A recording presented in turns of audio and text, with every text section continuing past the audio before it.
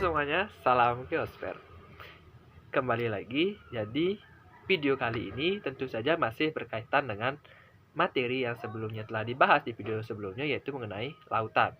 Di video sebelumnya itu sudah dibahas nih tentang jenis-jenis lautan berdasarkan proses terjadinya dan berdasarkan letaknya atau lokasinya. Nah, kali ini kita akan membahas mengenai morfologi dasar laut. Oke, jadi video kali ini akan membahas mengenai morfologi dasar laut. Nah, di pikiran kalian apa sih itu dasar laut? Apakah hanya sebatas laut yang sangat dalam, kemudian gelap, banyak hewan-hewan yang aneh, atau yang lainnya? Nah, jadi dalam video ini akan membahas mengenai apa saja sih bentukan yang ada di bawah atau di dalam lautan sendiri atau di dasar lautnya. Jadi untuk membedakannya sendiri, morfologi dasar laut dibedakan menjadi dua bagian, yaitu ada tepi benua dan dasar laut dalam. Yang pertama yaitu kita akan membahas mengenai tepi benua. Tepi benua. Nah, tepi benua ini merupakan suatu daratan atau bagian pinggir benua yang menurun ke dalam dasar laut. Jadi bagian daratan atau tepi dari suatu benua yang dekat dengan pantai itu akan menurun ke dasar laut membentuk suatu cekungan, dan dimana tepi benua ini dibagi atau dibedakan lagi menjadi 3 bagian, yaitu ada disebut dengan paparan benua atau continental shelf, ada yang disebut dengan lereng benua atau continental slope, dan yang ketiga yaitu continental ridge. Nah, apa sih yang membedakan dari ketiga jenis continental ini? Jadi yang pertama adalah paparan benua.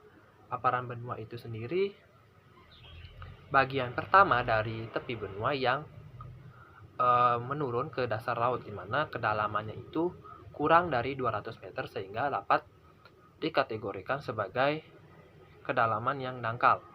Nah, bagian yang dangkal ini merupakan suatu bagian dari benua yang tergenangi oleh air. Contohnya itu sendiri seperti paparan Sunda dan paparan Sahul, di mana kedua jenis paparan atau dangkalan ini merupakan suatu daratan yang luas, kemudian dia tergenangi air sebagian wilayahnya hingga seperti saat ini, di mana itu disebabkan oleh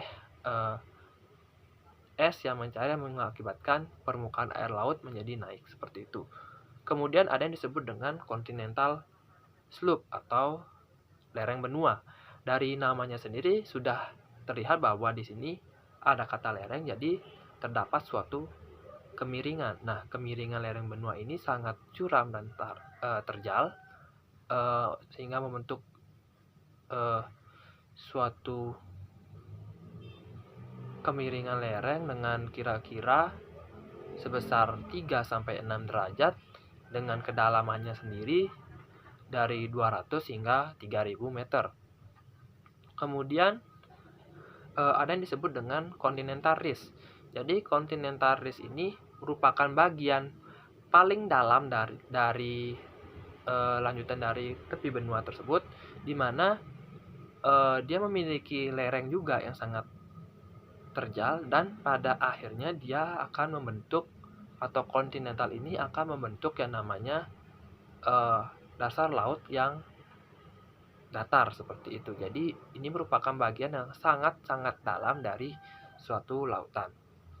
Nah, itu merupakan tepi benua yang dibagi menjadi 3 jenis atau 3 bagian, yaitu ada paparan benua atau continental shelf, lereng benua atau continental slope, dan continental ridge. Selanjutnya yaitu akan dibahas mengenai dasar laut dalam. Selanjutnya yaitu dasar laut dalam. Nah, di dalam dasar laut dalam ini terdapat beberapa bentukan atau morfologi yang mungkin banyak tidak diketahui, di mana ada yang disebut dengan palung atau trog, kemudian ada yang disebut sebagai punggung samudra, buyot, gunung laut atau simon, dan abyssal hill atau punggung bukit. Nah, apa sih yang membedakan atau definisi dari masing-masing bentukan yang ada di dasar laut tersebut, yang pertama yaitu mengenai palung atau trog, di mana palung ini merupakan suatu rekahan yang terdapat di dasar laut dengan kedalaman hampir mencapai 6.000 meter dengan lereng yang berada di kanan kirinya yang cukup atau bahkan dikatakan sangat terjal.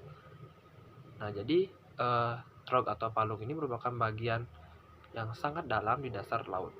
Selanjutnya yaitu ada punggung samudra, di mana punggung samudra ini merupakan dasar lautan yang mengalami proses peninggian, kemudian akan membentuk pegunungan yang panjang dan sempit serta memiliki lereng yang curam. Selanjutnya yaitu ada yang disebut dengan guyot. Nah, guyot ini merupakan suatu gunung yang terbentuk di dasar laut, namun gunung ini tidak sampai timbul atau muncul ke permukaan laut. Nah, sedangkan gunung yang sampai muncul ke permukaan laut itu disebut sebagai gunung laut atau simon. Jadi itulah yang membedakan guyot dengan gunung laut. Dan yang terakhir yaitu ada disebut dengan abyssal hill atau punggung bukit, di mana punggung bukit ini terbentuk dari dasar laut yang mengalami proses peninggian, kemudian dia akan membentuk suatu bukit-bukit yang panjang namun tidak sampai muncul ke permukaan laut seperti itu. Jadi itulah bagian-bagian dari dasar laut dalam. Jadi ada yang sangat dalam yaitu palung atau trog, kemudian ada yang sampai muncul ke permukaan laut seperti gunung laut. Jadi sekian video pada kali ini, semoga bermanfaat. Sampai jumpa pada video berikutnya. Salam Geosper.